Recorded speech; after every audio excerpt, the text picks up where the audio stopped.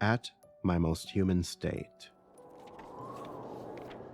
I gotta type this out. The people out there don't want to listen to the full story about what happened. They just want to focus on that one part. They're the type of people who flip to the end of a mystery novel to make sure their theory was correct. They're the type of people who love to talk about what they would do in a situation, but hate to listen to one's experience. I'm writing this because I want someone to understand. Those people want to condemn me screaming, "How could you?" and my response, "Only what was necessary," doesn't seem to satiate them. I have to explain myself and be heard. I guess that's why I'm typing this. I can already see that this is going to take a while. I am only allowed 1 hour of time with the computers before the guards shove me back in my cell. For the sake of honesty, I will confess that I am typing this from a correctional facility. I am not incarcerated yet. I am waiting to be tried, and from the disdainful looks I have been earning from the jury, I have no delusions as to the nature of the verdict. My daily 1 hour limit on my computer time is really going to prolong this. But after all, the trial is going to take a while due to the media circus this case has generated, so I do have time. I'm also writing this because I am quite lonely. The guards want nothing to do with me, and I have been placed in isolation until the hearing is over. I am alone in here, and I am put in solitary when my multimedia time is up. There's been some speculation as to why this is. The court reasoned that it was for my safety. I could believe that if I hadn't seen the way they look at me. They want me isolated due to their disgust at my appearance and my actions. Ever since the accident, I have had this ghoulish appearance, which I don't feel much like talking about, and since there are no mirrors, I don't really have to confront the damage done to my body. I'll start at the beginning. I wanted a new start. I wanted to get away. I packed my belongings, which was not a whole lot, into 2 suitcases and hopped a cross-country flight towards Colorado. I was in a rut in my home state. I am going to gloss over the reservation in which I was born. I don't really consider it all to be part of my heritage. I wanted a fresh start and new experience. I watched the snow fall outside the window and thought of my dreams. I was granted that fresh start and new beginning by laughing and cruel gods. The engine stalled mid-flight. Our place fell out of the sky and collided with a mountain. The impact should have killed us instantly, but the pilot had attempted a breech landing. We slammed through the trees that tore the plane apart, and we came to a skidding stop against the snow. I had blacked out from the sudden drop in altitude, but the shivering cold revived me in minutes. In a state of shock, I unbuckled my seatbelt and tried to stand up. Everything looked blurry, and I took my first tentative step. I fell flat on my face and would have broken my nose had something not shielded me from the floor of the plane. My hazy vision returned to me in increments, and I recognized I had collapsed on someone. I began to apologize profusely as my vision cleared, and I realized that my apologies were falling on deaf ears. The dead are unable to hear. The man, what remained of him, had been horizontally bisected by his seatbelt and laid in 2 messy pieces on the cabin floor. His death was a quick one. He bled out in seconds while others filled the air with their moanings and supplications to gods who were no longer listening. The first thing I did was move around the plane and check on the other passengers. Most were concussed and looked like they would never wake up due to their injuries. I guess I'm lucky that I was in the middle of the plane and wasn't whipped around as badly as the others. Most of the passengers were lost causes. One woman had been lashed forward into the fold-down tray, which had pierced her neck and killed her relatively quickly. The sudden impact of the plane crashing had hurled an unrestrained child into the seat in front of him and broke his neck. He gurgled pitifully as I passed him by. Knowing I could do nothing for him, I continued down the aisle. I saw more carnage. The most gruesome instance that I can recall was the stewardess. She had been helping passengers into their seats while the plane went down. She didn't have time to get to safety as the food cart bore down on her and smashed her into the cargo door. I could only tell the remains were a stewardess by her name tag that read Marge Reed. She was a red, splattered mess that was splayed against the door to the cargo, her exposed ribcage jutting out of her ruptured abdomen like a macabre spider that sought to ensnare me. I would have thrown up had I not been in such a shocked state. I moved up towards the cockpit, checking on any other passengers who might have survived. I passed by more dying and dead people. One arrested my progress. It was a man. He was dressed in a jacket with a tie, a business type. He groaned in pain. He pawed feebly at the metal protrusion in his chest. Upon closer examination, I learned that it was the metal part of the seat tray that had impaled him to his seat. It must have missed his heart, but judging by his rasping breaths, I knew it had probably pierced and deflated a lung. He was dead. He just didn't know it yet. The impaled man pled. "Help me!" His hands clawed at the metal bar, and he coughed up a red substance. I responded, "You're dying." His eyes dilated. He whimpered, "It hurts." I nodded and braced myself. I told him to close his eyes, and when he did, I pressed the palm of my hand over his mouth and pinched his nose shut. He shifted in his seat and tore the wound in his chest deeper. My hand held fast to his mouth and nose as I gave him the only mercy that was left to give. It didn't take long for his struggling to still. I held my hand over his mouth for a few moments longer until I was sure. Once I knew he was dead, I threw up in the aisle. I continued up the aisle. Most of the other passengers were beyond help, but their end was a fast approaching and merciful thing. They had only minutes left, as opposed to the impaled man who might have lived through his injuries for a few agonizing hours before finally giving up the ghost. The door to the cockpit was stuck. I rammed my shoulder into it a few times before it gave way enough for me to look in. I did not like what I saw. The nose of the plane had collided with the side of the mountain, and the cockpit had taken the brunt of the damage. It had crumpled like it had been in the hands of an angry god. Through the wreckage, I could see only a few things to confirm that there had actually been someone in the cockpit, one of which was a hand sticking out of the crumpled metal. It twitched spasmodically, and I lied to myself and said that it was the electricity from the sparking equipment galvanizing the body. I returned to the cabin of the plane, unwilling to stay as a witness to the gruesome scene before me. It was as I started down the airplane aisle again that I first became aware of the cold. It cut through to my core and sent me shivering. I looked to my right and noticed that there was a massive ragged hole in the side of the plane where the wing had once been attached.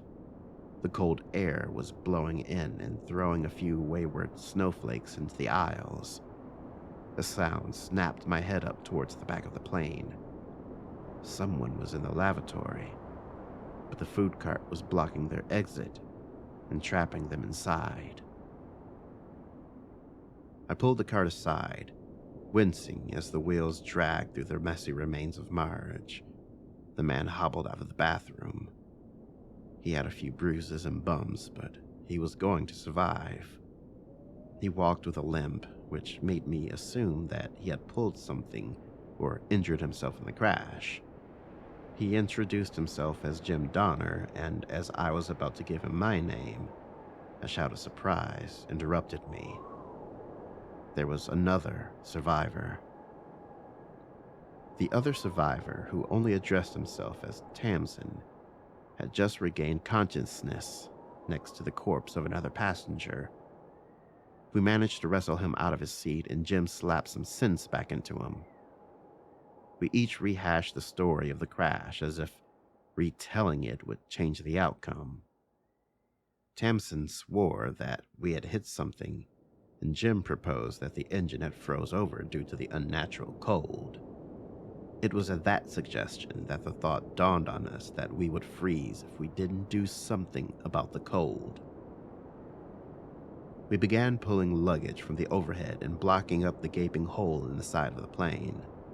This helped prevent some of the cold air blowing into the plane and keep predators out.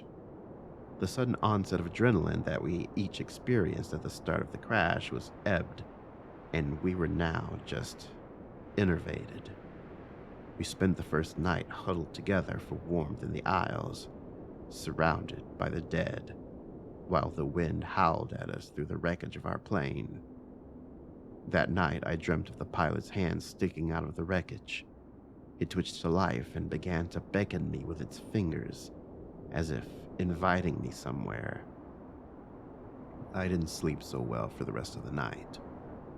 We raided the food cart for food and ate chips while discussing our plans. I knew that the airport would know something went wrong when we didn't arrive, and they would come for us. Tamsin disagreed and pushed us to leave the wreckage and seek salvation. Jim opposed this, and that was when Tamsin became agitated. Timson told us that he wasn't going to stay in this steel coffin to freeze and starve to death, and that he was going to leave and find help. I was about to point out the ridiculousness of venturing outside without protection against the elements when Timson put his plan into motion. He began stripping the dead of their clothes and wrapping them around himself. He made an effective coat against the snow. He wished us luck before venturing outside with nothing but a bag of airplane chips, a bottle of water, and his makeshift coat. I never saw Timson again after that. I would later find out why Jim was against the idea of walking to freedom. In the plane crash, he had injured his leg. He had rolled it and dislocated his ankle. By the end of that day, his ankle was swollen to the size of a softball, and the slightest movement was agonizing. The shock of yesterday had covered the pain, and now that the adrenaline was gone, he was effectively disabled. It all fell on me to care for him and try to survive. I took advantage of Tamsin's idea and undressed the rest of the corpses to fashion a makeshift coat for Jim and me. I then began the less than pleasant task of moving the corpses back into the cargo hold. The hardest part of that job was dealing with Marge's corpse. I was almost afraid to touch her body because she looked like one of those monsters from John Carpenter's The Thing. While I dragged the 57 deceased passengers into the cargo hold, Jim was taking stock of the food and water. When I finished, he told me the news that I already knew. We had enough food for 2 more days. We crashed after in-flight service and the reserves were depleted. At the end of the 3rd day, we were out of food. During those days, we speculated about how far away our rescue was. Jim told me that they were only a few days away, but I knew better. If they hadn't found us for 3 days, they had no clue where we were, and the search could take weeks. In my darker moments, I wished I had joined Tamsin and abandoned Jim. It would have been a lot quicker, one way or the other. After depleting our stock of food, our discussions began to grow darker. He spoke of death and the hopelessness of our situation. I knew that Jim's ankle had now swollen to the size of a grapefruit and hurt him so badly that he was drinking his way through the plane's minibar to ease the pain. The alcohol self-medicated him, but it made him have to use the lavatory frequently. I had to help him up, which hurt his leg and made him want to drink more. It was a vicious cycle. When he was drunk one night, he told me that we had to survive one way or another. He proceeded to suggest that we eat the corpses of the other deceased passengers. By then, a week had passed without food, and my stomach was filled with a dull hurt. I told Jim that the thought was insane. I waited until he passed out before I snuck back into the cargo to examine the corpses. They were practically naked, save for their underwear, and their skin was covered in frost and frozen. They had begun to rot, and there was no way we could eat them without getting sick. The smell of the decomposed bodies was so pungent that I almost threw up in the hold. The cargo hold was not insulated like the main cabin of the plane, which is why we had been able to survive so long. When I returned to the little nest of clothes I had made, Jim was awake. He read my expression. They're rotten. I told him we couldn't eat them, and that we would just have to wait for rescue. He laughed at that. He laughed maniacally for the rest of the day. Desperation began to set in the next couple of days. Time was a relative thing. I began to lose count of the days we had been stranded out in this mountain range. Jim drifted in and out of delirium as the pain in his dislocated ankle grew greater with every passing moment. He had moments of clarity, where he was able to form coherent sentences, and befuddled moments where he only laughed or wept for hours. I retreated into myself as the hunger slowly began to eat me from the inside out. The jury wants to know when I made my fiendish decision and how I came to it. I can't give an exact time or sentiment. The days had settled into a dull malaise, and the nights had contorted into nightmarish phantasms of hands and wreckage and rib cages closing around me like teeth. I felt nothing. I existed in a semi-conscious, stupefied state. All I can tell you is that before I did what I did, I lifted up the slat and looked out at the frozen landscape. No one was there, and I was all alone. I made my decision. I drank a tiny bottle of Jack Daniels to steel myself. I slammed the bottle on the armrest and it broke into a sharp edge. I turned to Jim, who had shifted into a state of uncontrollable laughter. I had tried to talk to him for days, but he just kept laughing and shrieking nonsense. I had no other choice. I stabbed him in the throat, and the mini bottle cracked as it pierced him. Blood welled up on the surface, but it hadn't penetrated deep enough to be a fatal wound. Having lost the weapon, I straddled and began choking him. I had lost a lot of my strength by that point, so it took a lot of time to strangle the life out of him. He resisted feebly. His hands beat at me, but I was wrapped in clothes and barely felt it. I continued to choke him until I was sure he was dead. His eyes rolled back into his head, and his struggling stopped. I kept strangling him for a few minutes to be sure. I throttled him and shook him until his neck gave a sickening snap.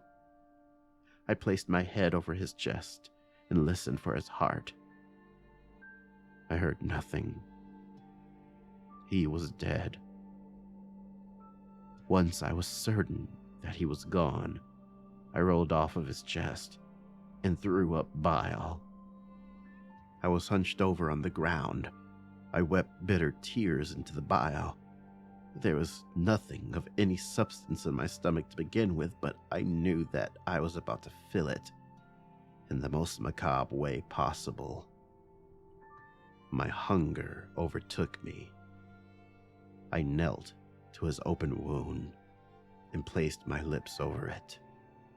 The feeling of having something warm after what felt like an eternity of living in the frigid environment coursing down my throat filled me with such vigor.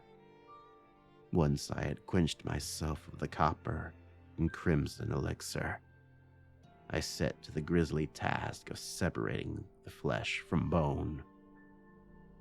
I had nothing to aid my task but my hands and teeth. I tore the flesh of my friend off in chunks with my teeth.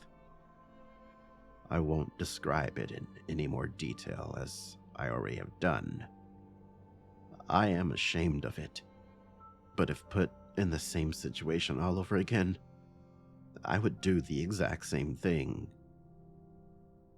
After eating Jim Donner, who had been my only source of companionship in the desolate ruins of the plain, I lost all semblance of sanity. I drifted. No, I divorced myself from reality. I returned to a sort of primal state. I was a feral and fiendish creature. I don't know how much time had passed while I was in this primordial state. I don't know if days or weeks had elapsed since I consumed my friend before help finally arrived. I only know the circumstances in which my rescuers found me. Judging from their witness testimony, they breached the plane through the massive hole in the side. They had to tear out the luggage barricade that we had erected. At first, the search and rescue team thought that there were no survivors. They did a search of the aisles and found nothing. It was when they moved into the cargo hold that they found me and the other passengers. The cargo hold was dark. They couldn't see anything, so they had to use their flashlights. Before they could switch them on, many attested to having heard a sickening crack. When they finally trained their lights on me, I had just broken open the bone of one of my fellow deceased passengers. My mouth was firmly attached to the woman's fractured femur, and I was sucking the marrow out of it. The light startled me out of my state. At first, I thought that the light from their flashlights was a product of my fevered dreams. It was only until I looked up at them and into their faces that I knew I wasn't hallucinating. They looked at me in a mixture of shock, terror, and disgust at having seen me at my most human state. They weren't sure if I was a monster or man. I'm still not sure of that myself. I don't know how long I had been in the cargo hold, but I am aware of a few things. At some point, I had stripped off my makeshift coat. I must have been in the cargo hold for at least a couple days, feeding off the marrow of the other passengers' corpses. The cargo was not insulated. It was so cold in there, but I couldn't leave. It was nice, dark, and comfortable at the time. They took me back to civilization, a shell of my former self. My first concrete memory of being back in civilization was when I first caught sight of the monster. They had put me up in a hotel for the night while they decided what to do with me. They wanted to charge me with murder and desecration. I couldn't think of anything to do, so I paced in my room for hours. It was in this boredom that I first caught sight of the monster that plagues me to this very day. I was still pacing when I first saw it. It was a fiendish and grotesque thing. Its nose and fingertips were black, and there's a feral knife-sliced grin plastered across its face. It was gaunt and emaciated. I wanted to scream, but I was paralyzed. It took me a few moments before I realized that the monster I had seen was my reflection. I recall something Ellie Weasel wrote. From the depths of the mirror, a corpse gazed back at me. The look in his eyes as they stared into mine have never left me. I stared at the fiend, transfixed for hours. I couldn't tell who or what had survived that plane crash. This is my story. This will be my last day in here. Tomorrow morning I will be gone. The image of the jury standing and declaring me innocent of murder is burned into my mind. He stood and said, "We, the jury, find the defendant, Canaeus Mr. Blackwood, to be innocent due to extenuating and debilitating circumstances. Tomorrow, I will be released back into the world." To be truthful, I am ambivalent about the verdict. I am not sure if I should be released back into the world. A part of me yearns to be free, and another part of me demands that I be caged. Every night I wake with a scream trapped in my throat, and the salty and iron-esque taste of marrow is fresh in my mouth. I don't know what is worse, the memory, or that when I remember that taste, my stomach growls and I begin to salivate. I experience such a frightful hunger in the pit of my stomach. That sounds crazy, right? I know it is crazy. That is why I am going to erase this. All of this. Even if I decided to delete this entire narration. I'm glad I told it. I'm glad to get all of this off of my chest. The prison guard sat into the chair with an over-exaggerated sigh. He was glad to see that freaky-looking man leave. The trial was over, but the media shitstorm still swirled around them. The news stations were clamoring for information. He glanced back and forth to make sure that there were no witnesses before he began. He turned on the computer and began searching for any relevant data Blackwood might have left behind. Anything, a letter or email to family or friends, would fetch a high price with him. The guard found no email, but he did manage to recover a document that had been deleted hours before Blackwood was released back into the world. The prison guard leaned forward and began to read the document with a hungry expression on his face. This would fetch a high price, indeed.